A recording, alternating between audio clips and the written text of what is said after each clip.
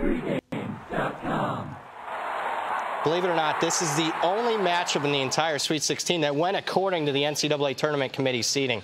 Brad Powers, Pregame.com studios, just off the Vegas trip. And that's right, the only matchup where the actual chalk advanced to the Sweet 16 for both teams is number 3 seeded Texas Tech against number 2 seeded Purdue. But you don't think Purdue should be the 2 and Texas Tech should be the 3. You think that you'd reverse them right now. Yeah, wrong team favorite in this matchup. Therefore, I like Texas Tech plus the 1.5. To me, it's all about Texas Tech being underrated. Why? Well, let's take it back about 5 weeks ago, middle of February. Texas Tech is in the top 5 of the country in the AP polls, and I agree with it. Here's a Texas Tech team that's leading the Big 12 Conference, one of the toughest conferences in all of college basketball. Don't believe me? 4 of the 10 teams are playing in the Sweet 16, and Texas Tech is going to finally end that Kansas run of domination in the Big 12. What happens, though?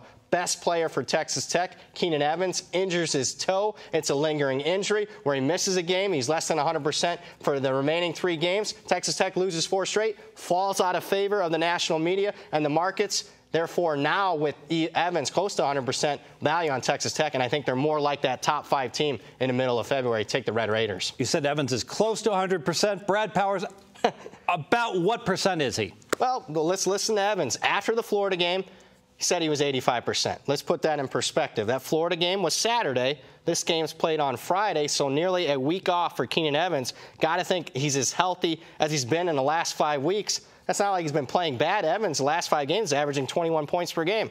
Purdue is not healthy. Isaac Haas, their big man in the middle, very important. He is out for the season. Harms, their backup 7-foot center, takes over. Very good defensively, not nearly as good offensively. How big a factor is this? Didn't seem to be that big of a factor in the Butler game. But that's Butler, a team that Purdue already beat by 15 in the regular season. They could get by without Haas in that game. Worrisome here, and if I'm Texas Tech, I go right at Harms because Purdue doesn't have another 7-footer on the bench. You get Harms in foul trouble, that really limits, down low as far as the post for Purdue. Advantage Texas Tech. Second key handicap. Let's talk about Purdue. I love Purdue. Middle of January, here's a team that was on their way to winning 19 straight games. I had a Purdue 30-1 ticket to win the NCAA tournament. What happened? They became very public, overinflated. Last 15 games, Purdue's only covered 2 of them, and Fezzik came against Minnesota and Cal State Fullerton. They're 0-9 against top 100 teams against the spread.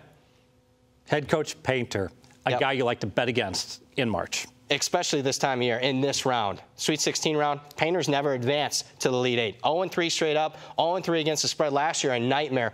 Purdue, a very good Purdue team that a lot of people like, lost by 30+ against Kansas. And let's talk about the Purdue program. PU, they stink when it comes to this time of year. Purdue, not Indiana, Fez, not Michigan State, not Michigan. No team or programs won more Big Ten championships than Purdue, 23 of them.